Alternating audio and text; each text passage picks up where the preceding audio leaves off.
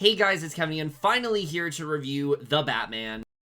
And this film, of course, we do center on a Bruce Wayne, but it's a much different Bruce Wayne than what we're used to. He's a lot earlier into, his career as the Batman and whatnot, and this time around, he is tasked with finding the Riddler, who is this very notorious serial killer, and basically, he assists, Lieutenant Jim Gordon, to basically uncover this mystery once and for all, figure out what the Riddler's motive really is, and how it may also be connected to his traumatic past. So the Batman, I can't express how excited I really was for this film. I think in terms of comic book movies, especially this year, this was hands down the one I was most excited for many reasons. You look at the cast, you look at, many of the ideas behind it, but just everything this film was going for, it seemed wildly different than anything we've gotten from a Batman film from this point on, but also seemed like it was gonna find a way to stick out, to do something really different, and could potentially be, one of the best of its kind. I think the Batman character overall has always deeply fascinated me. The Dark Knight trilogy, you guys know, is one of my favorite trilogies of all time, if not my favorite trilogy. But obviously I'm not going to compare it to this film at all because it is clearly trying to do something different. But the point is, I've always been a fan of the Batman character, and I'm always excited to see new interpretations overall. And my God, this film absolutely blew me away. The Batman somehow finds a way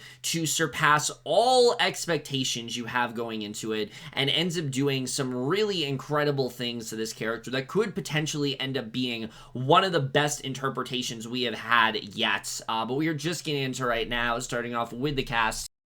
And my God, where do we even begin when it comes to this cast? This is easily one of the most stacked ensembles I've seen in really any comic book film, just solely based upon talent. Like, yes, we have a lot of big-name actors in this film, but the actors they got to play these iconic characters are not the actors that I ever would have expected, and I have to say, it very much does live up to the hype. Everyone really does deliver here in such incredible ways. Let's start off talking about Robert Pattinson, who, right off the bat, I need people to just shut the fuck up about him in Twilight and things like that. Those days are far behind him. He is an amazing actor. He has proven himself to be one of the best actors I think working today, and his Batman is one that I think is going to go down as one of the best interpretations we've really ever seen of this character, mainly because of the fact that this is a much different Batman than what we're used to. Yes, Batman's always been kind of stoic.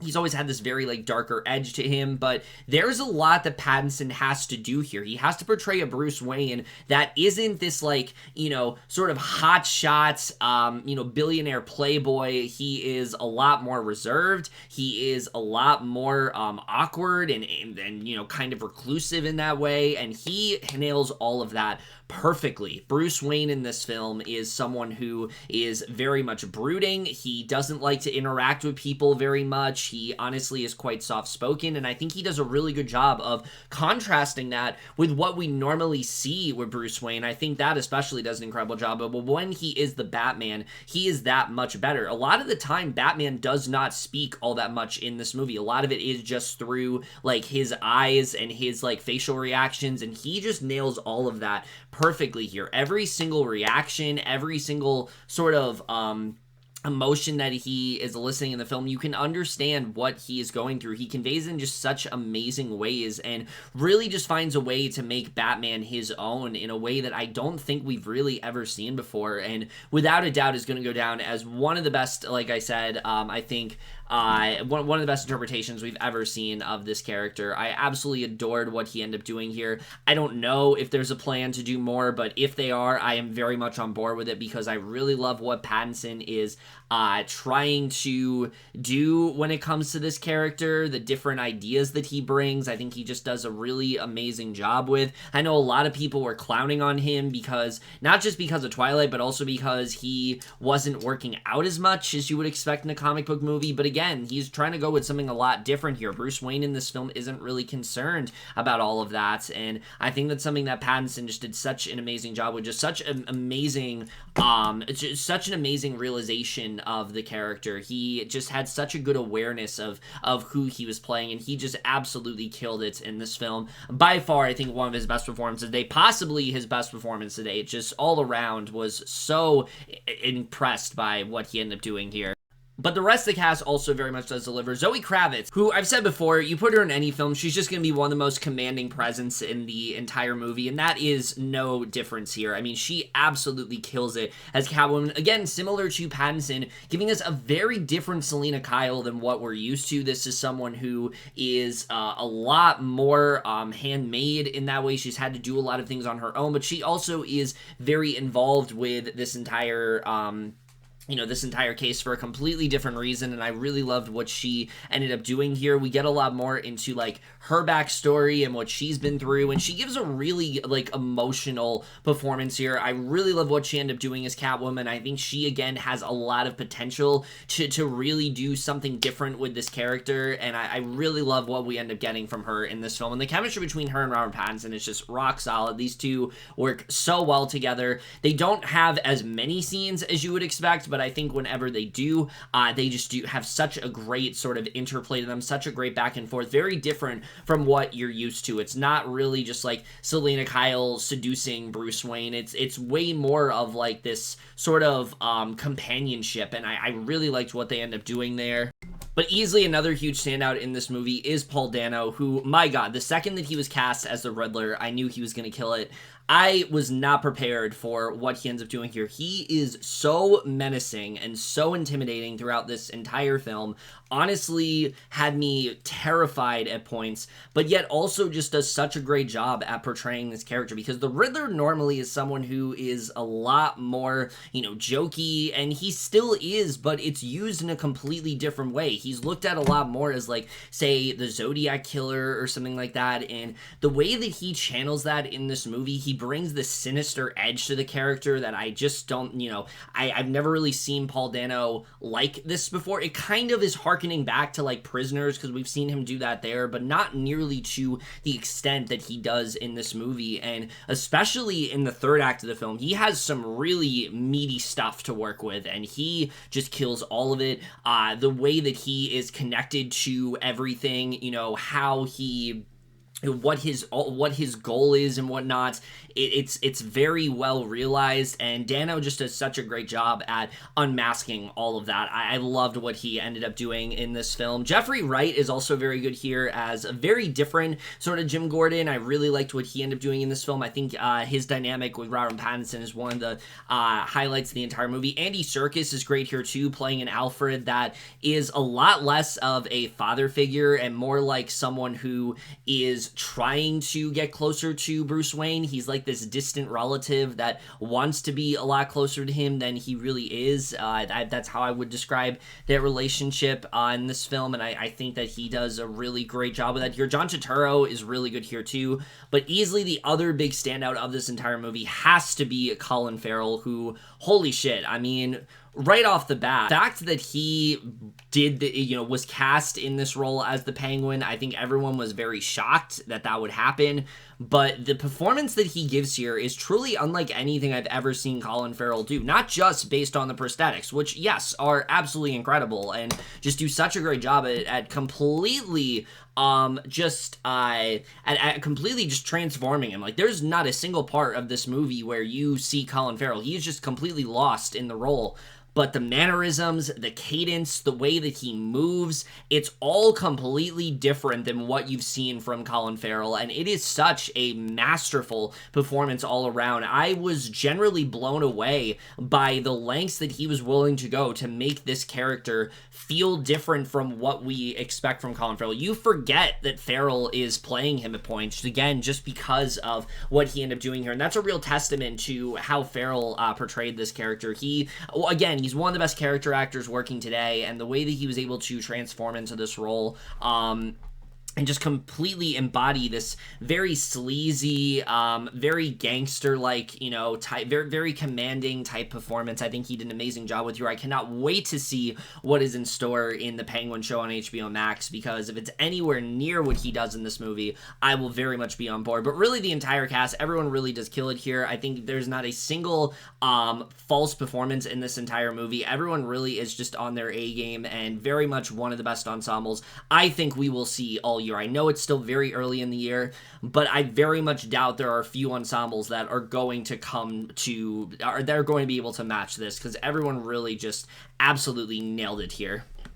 Alright, but now let's get to the directing and the writing, which obviously going in this film, that was one of the things I was most excited for. Matt Reeves is a director that I am just constantly impressed by in terms of the way that he helms films. He takes stories that, are big, like, IP franchises, and he finds a way to ground them in reality in a way that I think few filmmakers really can, but also the way he appeals to human sensibilities. He's always done such an amazing job with here, and what I think is so impressive about his directing in this film is that he is able to take the things that we expect in a Batman film, very dark moments. Sometimes, he throws some quips in there and things like that. There is actually a bit of levity in this film, but he adds this film noir angle to it that I don't think we've seen from Matt Reeves before, and he absolutely just, helmed this entire film beautifully. He makes this film his own. I feel like when people go back to this movie, they're going to see his vision throughout the whole thing, and I was generally just really surprised by the way he ended up going about this. I mean, I shouldn't be, because again, Matt Reeves is a phenomenal director in that way. And his stamp is really just all over this movie. And the other thing is that it's not just about like, oh, this is a really dark and gritty film and things like that. It's that he has such a clear understanding of the source material and yet is able to turn it on its head in a way that still feels like Batman, but just feels different from what we've seen before. This does definitely feel like something new. It feels very original in that way, and I really did appreciate his vision to this movie. It's very hard to take a character like Batman, who has had so many various iterations over the years, to the point of annoyance at this point. It's like, what else can you do with this character? And still finding new things to do with him, still finding new ideas to tackle, and I just really applaud Matt Reeves for being able to take on such a tall task, because I think he absolutely just, knocked it out of the park here with what he ended up doing in terms of directing. Some of his best directing, I think, to date. In terms of the writing for this film, though, that's really the thing that I really do want to talk about. I mean, the big thing, obviously, and many people have hit on this, is the fact that, you go into this movie, and this is not really, like, an action-type film. There's action in this movie, and we'll talk about it, but this is way more of a film noir, crime thriller type film, and I really did appreciate that. The movie focuses a lot less on vigilante Batman and more on the fact that this is supposed to be the world's greatest detective. He's constantly been deemed as such, and this film really wants to prove how that is, and they do a really incredible job with doing so. They really do commit to the idea of a detective story, the way that they handle the Riddler, and he's giving them these clues. It's generally very compelling to watch, and it's not just because of the mystery itself, it's how it's affecting Bruce Wayne, how he is kind of doing this as a way to get that vengeance. He's constantly trying to, weigh that in, like, I'm doing, that's his purpose. He wants to be, he wants to be the Cape Crusader. He wants to be the person that achieves, justice and things like that. This matters a lot to him, and you really do see how this is weighing on him, and I thought that they did such a excellent job with that throughout this entire movie. And like I said, the Riddler himself, limited screen time throughout the first two acts, but you always feel him looming throughout this entire movie because of how he is affecting Batman, because of all the terrible things, that he's doing, but he also just feels so motivated throughout everything. Even when you don't really know what his plan is, you still feel like he has a goal, he has a reasoning that he's doing this, and I think that's something that I was very easily able to latch onto in this movie. So I think the writing in that aspect is very strong here, but really every single one of these characters, I mean, they really do a great job with diving deeper into them here. Talking about Batman, like I said, the fact that he is way more like reclusive in that way, the movie still gives you a really good look at what really made him this way. Is he really, because of the fact that we're focusing on a younger Batman who, yeah, he's 20 years into it, but that changes a lot compared to what we've seen, a Batman that has been doing this for, the better part of his life. The fact that we have a younger Batman here, and we can focus on a different aspect of him kind of questioning, is this the path that he really wants to go? Is this really what he wants to do? Is this really what drives him, or is he just so hung up on the murder of his parents that he is just constantly resorted to this persona? Is this really what he wants to be remembered as? And I thought that was such an interesting idea that this film does dive into, is, again, really what it means to be a vigilante. That's something that you can see he is wrestling with heavily in this movie. He's constantly questioning, whether or not he really does want to go down this path. And I thought that was just such a really good idea, because it's not something that we're probably going to see in a lot of Batman movies, but I think in this film, it just made so much sense. And what I really love about Bruce Wayne in this film is that this is not a guy that's in any way on top of things. I mean, he is very vulnerable throughout this entire movie. Yes, he kicks a lot of ass, but there are moments where he is getting his ass kicked. There are moments here where he doesn't really want to be involved with this. There are moments where he feels like he, isn't really cut out for this sort of thing. And it's so refreshing to watch something like this, because I feel like we're so used to watching superhero films where you have a hero that is virtually unstoppable and always finds a way to get himself out of these situations. And with the Batman, this film is really challenging that idea. It's really challenging Bruce Wayne, presenting him in the most, I think, human way we have seen so far. I think they just did such amazing things when it came to that character. There's a scene with him and Alfred, and their whole dynamic is completely different in this movie. No longer is it Alfred being this like father figure to Bruce and he's giving him all these speeches. Actually, their relationship is quite fractured, and you can see that Alfred is very regretful of the way that he's actually handled things, and he doesn't really know if he's overstepping, because their relationship just isn't really that great these days. But there's a scene that happens later on in the film, and it just really brought this layer to that relationship that I don't really think we've seen before, but also for Bruce Wayne brought this layer to him that I really haven't thought about, and I thought they just did such a incredible job with that. So I thought the writing for his character was just absolutely masterful throughout. And like I said, this Bruce Wayne, this is not someone that very often will let out his emotions. If anything, he internalizes a lot of what he's gone through, and the way that he is feeling, this guilt and this constant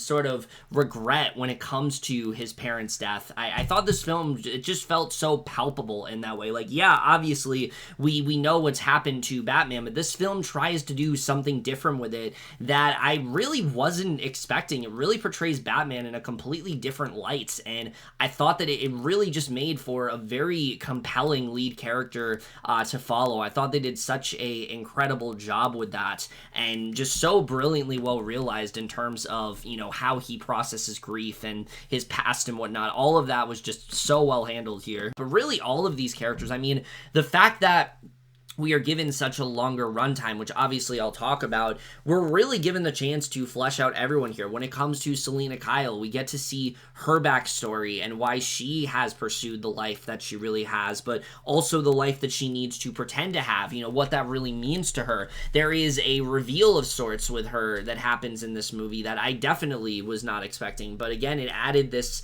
whole new aspect to her character that I thought just made so much sense, and I loved what they ended up doing with her for sure. I thought that she was a character that I really just found myself latching onto throughout this entire movie.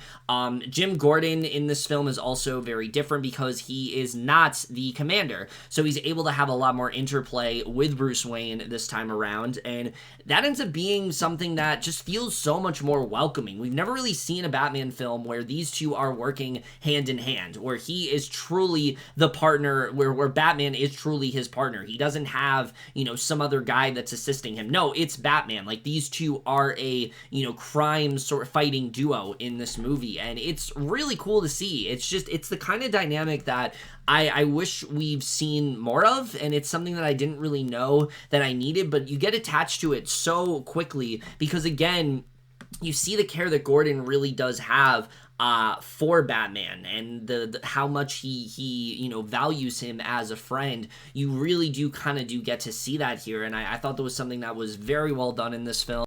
And, even characters like Penguin and, John Turturro as Carmine Falcone, these are characters that I'm sure people were worried were going to make the movie feel a bit overstuffed because there's a lot of villains in here, but they even have their own sort of little arcs to them, and I liked what we ended up getting. And then, of course, there's the Riddler, who, my God, I mean, the one thing I can definitely say about this film is that it hands down has one of the best portrayals of a Batman villain to date. It's not like Dark Knight level. Nothing really ever will be, I think, but it certainly gets pretty close to that because the way that they portray the Riddler in this movie, it's such an interesting idea, the way he's presented as like a Zodiac killer, and this terrorist of sorts, and what his end goal is and things like that. That's something that remains unclear to us throughout the movie. I think some people might be frustrated that for a while we're not really seeing him much. We're seeing him lay out these different attacks that seem like completely just random,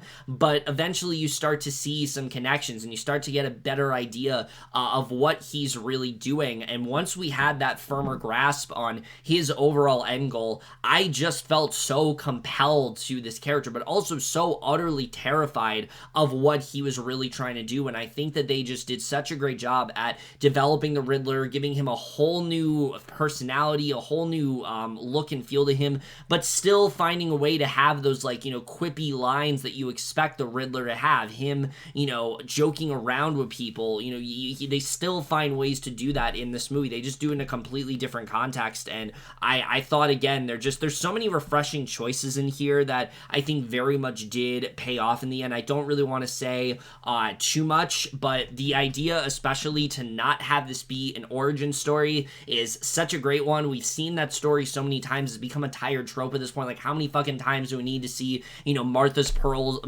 Kent's pearls falling? We don't really need to see that. Or Martha Wayne's pearls falling. We don't really need to see that.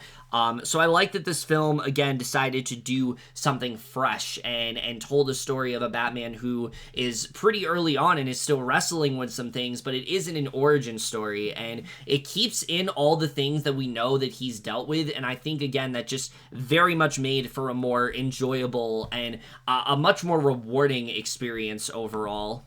Now, don't get me wrong, while this movie is, again, a lot more, authentic and things like that, this film is still a lot of fun. There are some really great sequences throughout this entire movie in terms of action sequences. The car chase that you've seen in the trailer with the Penguin, you have not seen the half of it. That is what I will say. It is absolutely nuts. It is definitely one of the standout scenes of this entire movie. The climax as well, the way all of that plays out. This movie is just really kills it when it comes to the action sequence because they're honestly very sporadic. The opening scene of this film, I think, is one that you truly are never going to forget. I wasn't prepared for the lengths was willing to go. The movie is PG-13, but it's one of the harder PG-13 films I think I've ever seen. This movie honestly goes pretty far in terms of its violence, and I really did appreciate that for sure, but also just the look and feel of Gotham City. This is easily the most lived in I think Gotham City has really ever looked. It's not just based on the fact that this looks like a real city, it's the way that they decide to design it. It just looks so much more tangible in that way. This crime-infested city that that, is still highly respected and things like that. I think they just do such a great job at making that city come to life, and it really, like I said, it just feels that much more authentic, and I think they just did such an amazing job. There's so many amazing shots throughout this entire movie. The whole film is just beautifully shot. There's one scene involving Batman and him flying, that's all I will say, but my god, it was just stuff like that. It's so incredible to watch, and it's one of those things where you just can't take your eyes off the screen. This is one of those movies that is so immersive that you're just so laser focused throughout, and I thought they just did such an incredible job when it came to the cinematography here. I was truly just in awe in terms of the details and things like that. Again, just giving it its own sort of look and feel to it. And the score from Michael Giacchino is also just incredible here. This is such a euphoric and masterful score. It very well may just be my favorite Batman score, because what he does such an amazing job with is giving everyone their own like little themes. Like when it's the Riddler, it has this sort of like horror type feel to it, and then when it's Catwoman, it's a little bit more sultry, it's a little bit more slowed down, it feels kind of jazzy in that way. When you're focusing on Batman himself, you have that heroic theme that you've heard in the trailers, but it has this sort of darker edge to it. It's all just amazing. I love what Michael Giacchino did to this movie. He remains one of the best composers working today, and just continues to impress me more with each film he ends up composing. I just am constantly just listening to these scores and just so taken aback by the fact that music like this can exist. It's one of those kind of scores where you are just in a state of euphoria. Honestly, you really are, because you can't believe that something like this does exist. The Batman, theme itself, it's just, it very well might just be my favorite Batman theme today. I loved what he ended up doing here. The crescendo at the end with like the da da da da. It's amazing. I love every second of it. Probably, the best Batman, like I said, definitely one of my favorite comic book scores, and easily I think my favorite Batman score to date. And the editing, let's talk about it, because there have been a lot of concerns when it comes to the runtime in this movie, and the fact that it is almost 3 hours long, and I can tell you right now, it's warranted. It very much is warranted. Now, this isn't the kind of story where it's like really dense and there's all these different sort of layers to it. It is very much this detective story. There are other characters that are involved, but it mainly does center around that conflict. But because of the fact that we get 3 hours, we really just get a lot of time to flesh everything out, see everyone's individual motivations, how they're tied into all of this, get in some other, little side plots here and there. And if I think the movie, and I think if the movie had been cut down even just by like 10 minutes, I don't think some of these scenes would be as impactful as they really are. We really are given some sort of motivation for everyone, some sort of, new idea that everyone really does present in this movie. Everyone gets a moment in this film. I don't think there's a single character where I feel like that character wasn't in this enough. Like, yeah, Alfred's not in this movie as much as you might expect, but I do think that overall, but I do think overall they still do enough with him, and especially because the fact the film is 3 hours, I still felt like by the end of the film, I still understood Alfred. I still understood his dynamic. I still felt like I got something out of that character. There was never a single moment where I felt like time was wasted here or they didn't do enough with something. It all just felt so well fleshed out. And every character has like an inner journey, some sort of end goal, and it just makes us that much more attached from the story. I think there's so much that they lay out here. I don't really see how you can get bored with this film. I think this film is incredibly well paced, and that 3 hour runtime, I've seen this movie 2 times now, and it flies by both times. Like you are not, when the movie ends, like you're generally surprised that is getting to that moment. The ending climax is just very much delivers in the way that you expect. It's one of the most chaotic I've seen in quite a bit. There are so many ideas there that I just wasn't fully prepared for, and what they end up doing, I was just so just blown away by. Truly everything about this film worked so well for me. The Batman in general is a film that I think is setting a new standard for comic book movies overall. Obviously, you know, there are comparisons to films like The Dark Knight and things like that. I can't really say if this film is better than that or not. I think that it is very much on the same level. I think it's doing something different that we really haven't seen, and I think it really is only the beginning of what could be a very exciting chapter for the Caped Crusader. I don't really know if we're gonna get more films, but considering how much money this movie has made and how much it really is kind of the film that's, like, besides Spider-Man No Way Home, bringing people back to the cinemas, like, I still see people, you know, seeing this movie after it being out for over a month now, you know, really has a lot of staying power. I do think that this could end up being one of the most successful blockbusters that we've seen in quite a bit. It's one of the most well-crafted I've seen. It finds a way to take the Batman character and really, it finds a way to take Batman and really bring him to new heights. It's constantly going for different ideas that I don't think people are really going to be expecting. It makes every moment of its runtime really worth it. Such incredible performances from Robert Pattinson, Paul Dano, Colin Farrell, Zoe Kravitz, you name it. Everyone really does kill it in this movie. Brilliantly realized direction from Matt Reeves. The Batman truly is just everything that I really could have asked for. I think this is a movie that had so much potential going in, and it very much did meet, but I think in some ways exceeded my massive expectations for this film. This is the kind of comic book movie I think we're going to be talking about for years on end. There's so many things here that you are just not prepared for. The way that it's helmed and things like that, it's distinctly different from what you're expecting. It is not this loud action blockbuster, though when the action sequences are there, it's pretty amazing. It is very much more of a throwback to like film noirs and things like that, and really just kind of channels this newer sort of angle for Batman that we really haven't seen before. Truly, the Batman did everything that I really wanted to do, and I'm absolutely going to give it an A+.